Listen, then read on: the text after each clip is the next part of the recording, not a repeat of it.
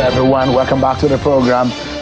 Well, as we know, today the former chairman of the board of Nigerian Breweries Limited, Ighodalo, has formally declared to vie for the People's Democratic Party PDP governorship ticket in this year's governorship election in Edo State. Mr. Ighodalo made his intention known at a rally which held at the party's state secretariat in Benin City. He maintained that he has the right qualities to take Edo State to greater heights if given the opportunity. The lawyer is standing by to speak with us on the program. Mr. Ighodalo joins us live from Benin City. Thank you so much, Mr. Ighodalo, for your time tonight. Thank you, Sheo. Good evening, and thanks for inviting me onto the program. But please, before we start, I noticed you had Governor Makinde on just before I came on. I'd like to express my sincere condolences to the governor and the good people of Oyo State. I actually know that area very well. I grew up in parts of Ighodalo, and I have friends who lived in that area. So my heart goes out to them. Right after this program, I'm going to make a few phone calls to find out that the families I know around there are safe. It's truly a tragedy. But thank you for inviting me to this program. Thank you.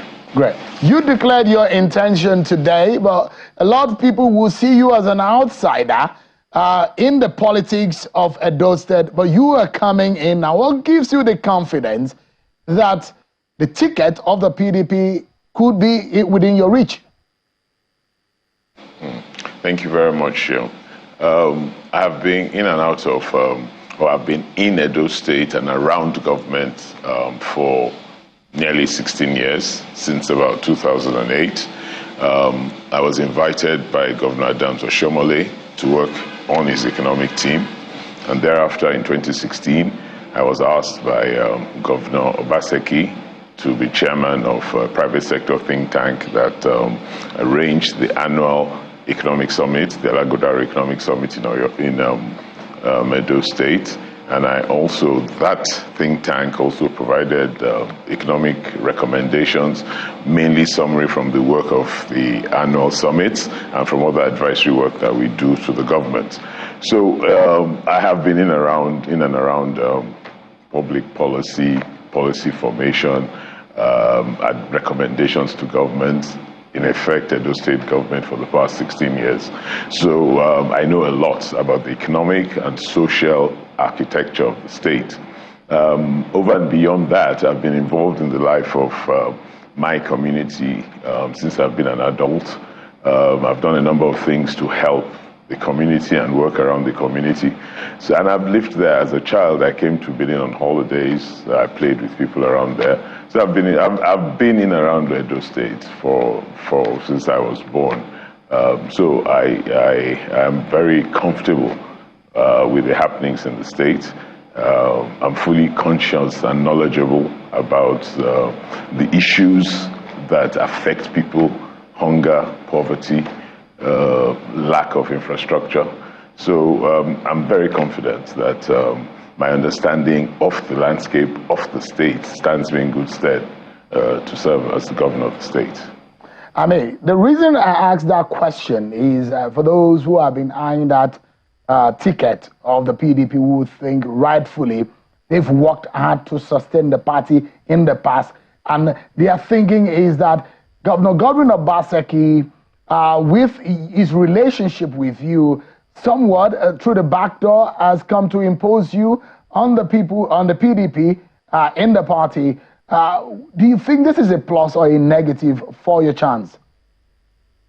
You know, there are a lot of comments that are flying around that I consider to be distractions. Governor Obaseki's relationship with me is not different from his relationship with 5 or 6 other aspirants. So I don't see what's special about his relationship with me. When people want to distract and disfocus and take us away from the main issues, they say things like that. So I don't understand where that kind of thinking and where those statements are coming from, other than being a form of distraction. So I don't agree with that sort of commentary at this point in time. I think that constitutionally, any citizen of Edo State, whether we live in Lagos, Benin, Abuja, London, New York, Chicago, Canada, can aspire to be the governor of that state if you think you have something to offer. And if you truly have something to offer, you present yourself to the people of the state, you tell the people of the state what you have for them and how you will implement what you say you have for them, and you leave the people of the state to take the decision. Edo State citizens are very, very conscious, they're very knowledgeable, they're politically savvy, and they make their own decisions by themselves, free of any kind of influence or undue influence. So I'm confident that if I sell myself, I sell my capabilities, I explain my pedigree, and I show a path to what I can do for the people of Edo State, the people of Edo State will consider me for the position of governor of the state. So that's all I'm selling. All the other insinuations that are on social media, that are flying around, that sometimes come out in people's commentary, bias, one way or the other, I try hard to move away from them. But Mr. Ighodalo, is it a fact or not that Governor Obaseki is instrumental, is inspirational to your ambition? That's not correct. I said earlier that Governor Obaseki is friendly, substantially friendly with at least 4 or 5 aspirants, not less friendly or more friendly than with me. Governor Obaseki is not in any way involved in my aspiration. Actually, you know, many things came together at the same time to cause me to pay attention and to decide to throw my hat in the ring. When I was on the board of the Sovereign Wealth Fund, I left the board 2 years ago, I was on the board for 4 years. The amount of public good that we were able to do actually set me thinking that, you know, in a position of public trust and public power, you are able to influence the lives of so many more people. As the chairman of a board of a corporate, no matter how big the corporate is, maybe I can influence the life positively of 5,000, 10,000 people. As the governor of a state or the president of a country, you're influencing the lives of millions and millions of people positively. And it really sets me thinking. Even my experience in my earlier years, in my earlier life, also combined to propel my thinking along these lines. I've been working for nearly 40 years. I've worked in the private sector. I've advised governments. I've done non-governmental work. And, you know, when all of this came, I just thought, you know, if I have all of this, God has blessed me with all of these resources, maybe it's time, and maybe the hand of destiny pushed me that way. Maybe it's time to try and give something back to my state. And like I said, if I serve in the state and I do my best, I will positively influence 5 million lives, 6 million lives. And I thought that's something worth looking at, and that's something worth sacrificing for. So that's what set me on this trail, nothing else. Without having to advertise who Asue Ighodalo is, of course, and anybody who try to find out the top 10 law firms in Nigeria, Banwo and Ighodalo stands about the second or stand at the top 10 with the likes of the Sorry, Sheil. Sorry, Sheil. Is number 1, please. The firm is the number 1. Sorry, I know you probably want to defend. Is the number. You probably want to defend. Is the number one corporate. Is the number 1 corporate law firm in Nigeria. Yes, okay. Yeah. Well, I know you've done a lot of work as a founding partner of Banwo and Ighodalo, one of Nigeria's foremost commercial law firms. You've been the chair of the board of the NBL. You've achieved a lot for yourself. But those who will say, do you understand the magnitude, the crazy in the public office, they're wanting to become governor, the quiet of private life, and you want to become governor. There are those who will say, what do you bring to the table? I'll allow you to advertise yourself for a second. No, I'm not even going to advertise myself. I'm just going to say it as it is. I thought long and hard about this because I'm actually a private person, a very private person. And I knew that my private personnel would be blown. My family and my friends, we just keep under the radar. The things we do them quietly without making noise about what we're doing. We let our work speak for us. And I thought long and hard about it, that if I was going to step into the public space, I was going to blow all of that, And I had long sessions with my family, particularly my wife and my daughter and my siblings. And we really, really thought about this and we prayed about it. And at the end of the day, we said, okay, if you are convinced, the sacrifice is well worth it. So once I came to that conviction and my family supported me, then it was a go. I also then talked to my colleagues in all the places where I work and where I sit on boards, and many were supportive and many understood why I decided to do this. So when I put all of this together, I thought, okay, I'll proceed and I'll do it and I'll do the work. So basically, Sheung, that's it. It's nothing. There's nothing more. There's nothing hidden. There's nothing conspiratorial. There's nothing. That's all it was. When did you join the PDP? Well, when I started thinking about this was when I joined the PDP. When I first started thinking about it, I wasn't too sure. That was about the first half of 2023. So that must have been, I think it was May 2023, thereabouts. I first started thinking about it. So I said, okay, whilst you're thinking about it, join a party, decide on a party, join the party, and then think about it a bit more. So that's it. So I joined the party in May, and then it took me this long to talk, to consult, to think, there's so much involved. My life is going to change totally and completely. I'll have to give up the things I do day to day normally. I'm giving up the things I do day to day normally up until now. I'll need to go into a new terrain, a new area where I'll have to learn different things. I'll have to meet new people. I'll have to make new friends. I'll have to try and talk to different people, pacify people, convince people that I have the capability and the capacity. My experience over the years in the private sector, advising governments in non-governmental, I'd need to bring it to bear. That's how I've gotten to the point I'm at now. So it took me quite a while to go through all of these processes in my mind, in my system, to pray about it and to get to this point. As a newcomer, an outsider politically speaking in the Edo politics, don't you think this will upset a lot of the ongoings before you stepped into the space?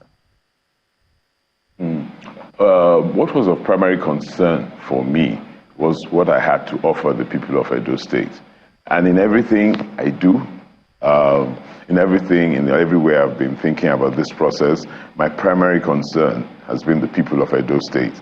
I see a path from the work I've done on the economic teams, from the work I've done in other spheres. I see a path for Edo State. I was the chairman of the Nigerian Economic Summit Group for 4 years, and I see a path for Edo State.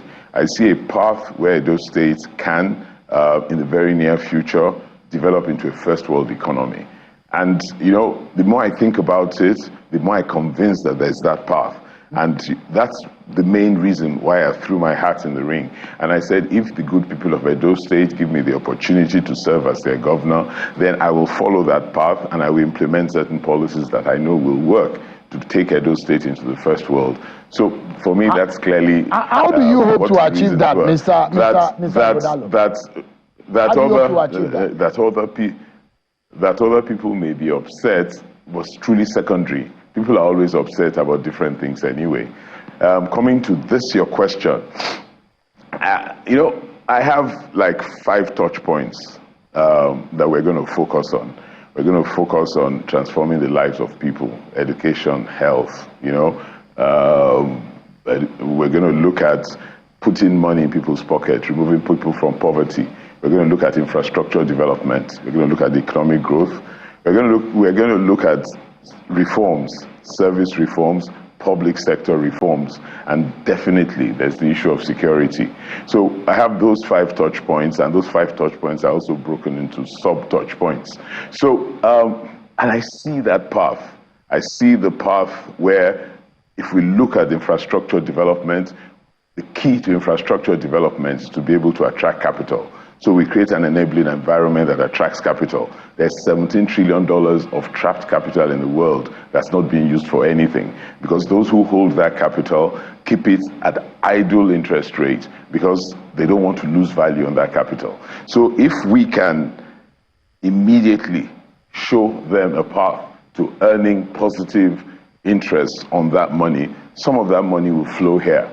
What about our Nigerians in diaspora? Edo State has the highest number of Nigerians in diaspora. If we make them confident that the environment can receive monies from them, utilize the monies and make positive returns to them without loss, a lot of that money will flow back into the environment. Yeah. Then we'll be able to build our power stations. We'll be able to make sure our people have water. We'll be able to build 4-lane roads. Our port, Benin Port, we'll be able to ensure it's financed properly, and we'll be able to do all those things that will bring a better life to the people of Edo State. So, I'll bring to bear my project finance experience, my friends internationally. I have very many friends I've made over the last 40 years internationally. I know where the pockets of international capital sit. So what I can do is, if I build confidence in the way we govern Edo State, then I know that a chunk of that capital will flow. So, Shem, it's not that difficult. Let me ask you, though. What it requires is purposeful leadership, honest, transparent, trustworthy leadership, and that's what we will offer. And we work hard. We work 18 hours a day to serve the people of Edo State.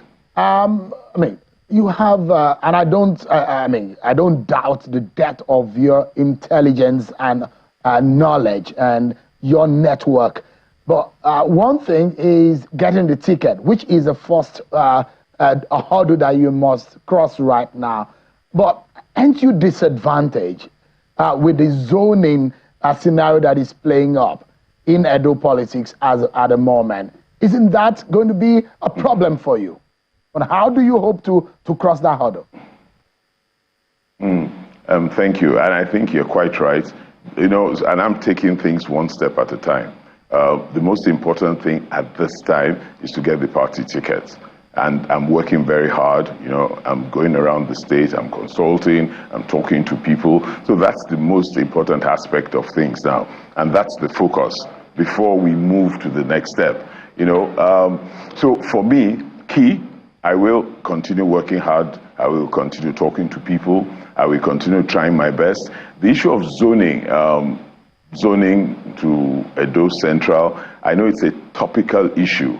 There was a poll that was conducted recently that suggested that about 78% of the people of the state were tilting towards fairness, equity, because they said the Edo Central part of the state hasn't produced a governor substantially for a very long time.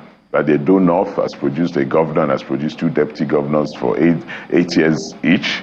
Edo South has produced 2 governors and 1 deputy governor for 8 years each. And only Edo Central had a governor for a brief stint of about 16 or 17 months or something. So everybody, those 78% of the people, and many people feel that for equity, fairness, and justice, the governorship should go to Edo Central. But that's fine, I think. And again, I think it's a bit beyond that. I think in addition to that consideration must come the issues of competence and capability and transparency and integrity and strength of character and ability to work hard. I think it's a combination of all of them. It can't just be one thing. You can't just say, oh, we're going to one zone and that's it, and you pick anybody from that zone. There's a lot to it, because Edo State must be served by the most competent capability that is available. Edo State is a first-class. Do you think that you are that person at the moment, Mr. Ighodalo? Do you see yourself at the moment? No, I'm offering myself. I'm offering myself, and I'm putting my competence, my capability, my knowledge, and my resources on the table. And I'm sure other candidates will do the same thing. And then we will leave it to the good people of Edo State to determine who they then want to lead them. So that's how I decide to play it. All right. So we have to leave it at that. But it's still the very first day in the timeline of your journey. You've declared today, and we'll see how the next few days pan out. Thank you so much, Mr. Ighodalo, Edo PDP governorship aspirant. I wish you the very best. Thank you so much indeed for talking to us tonight. Thank you, Sheila, and thank you very much for having me. Thank you.